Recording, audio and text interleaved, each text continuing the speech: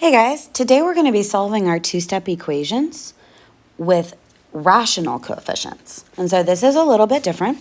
We're now going to be looking at fractions and decimals as coefficients. And so I want to draw your attention to number 3 on your handout. Notice right here we see n over 3 in a fraction. I want us to feel really comfortable with the understanding that n divided by 3 is the same thing as writing 1/3 of n plus 11 is equal to 8. They represent the exact same thing. And so now I feel like we're pretty comfortable saying we need to use inverse operations to make zero pairs. First off, we need to move our units. And so the first thing I would do is say, hey, we got to subtract 11 on both sides. So my positive 11 and my negative 11 make 0. So I'm left with 1/3 of n is equal to. And now we have 8 minus 11. And if you're not comfortable with your integer operations, I would recommend drawing a number line. So if I start at 8 and I take away 11, I'm trying to figure out what I'm getting to. So I know 8 minus 8 gets me to 0. And then I need to take away 3 more, which takes me to a negative 3. So 1/3 of n is equal to a negative 3. So this is where I know a lot of us get tripped up, but I want us to think about our goal for solving an equation. Our goal is to find one whole value of the variable. And right now, what this is telling us is that we only have 1/3 of n. And so I'm going to draw a strip diagram to represent that. If this whole strip diagram represents n, I only know 1/3 of it. And I know my 1/3 is equal to negative 3. Well, each third will need to equal the same thing. So the whole thing of n is 3 groups of negative 3, which is equal to negative 9. And if we think mathematically with our fractions, to find what one whole n is, it takes 3 groups of 1/3 to get to a whole. So it would take 3 groups of negative 3 to find the value of n, which would give us the negative 9. And again, we can plug it in and we can check.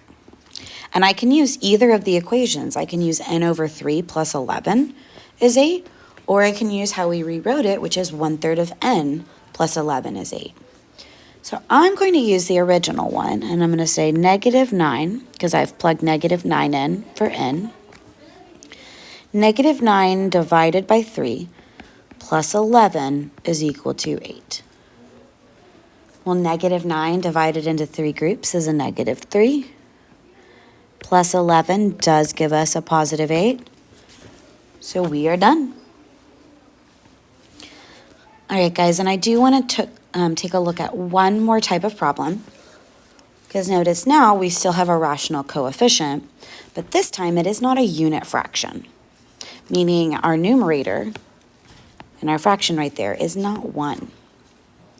So we can still do the same thing, the same type of thinking. So we know 2/3 of b minus 16 is equal to 0.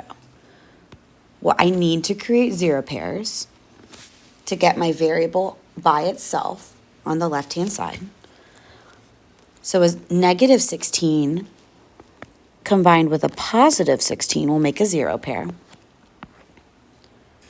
And I am left with 2/3 of b is equal to a positive 16. So again, I can represent this using a strip diagram. I have my whole strip, which is equal to b. And I don't know the value of b right now, but I do know that 2/3 of b, so 2/3 of b right here, is equal to 16. So I can share 16 evenly by dividing it into two groups. And so I get that each group is 8. And so what we've just done algebraically is we've said 2/3 of b is 16. So I'm going to divide it into two groups to find what 1/3 of b is, to find what a unit fraction of b is. Because if I know what each third of b is, I know it will take 3/3 to make the whole. I can fill up my strip diagram, identify my total, and find that b is 3 groups of 8, which is 24. And it works the same when you look at the algebraic way. 1/3 of b is 8, and I need 3 groups on both sides to get that one whole b is equal to 24. 24. All right, and we can still check our work. So if I have 2/3 of b, which we said is 24, minus 16, does that equal 0? So I'm still going to use a strip diagram to find what 2/3 of 24 is. So if 24 is the total, I want to know what 2/3 is. So I'm going to break it into pieces of 3, and each one is 8.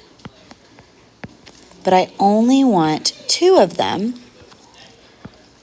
So it's 2 8s, which is 16. 16 minus 16, and that does equal 0. So we've solved it, we've checked it, and the value of b is equal to 24. All right. Thanks, guys.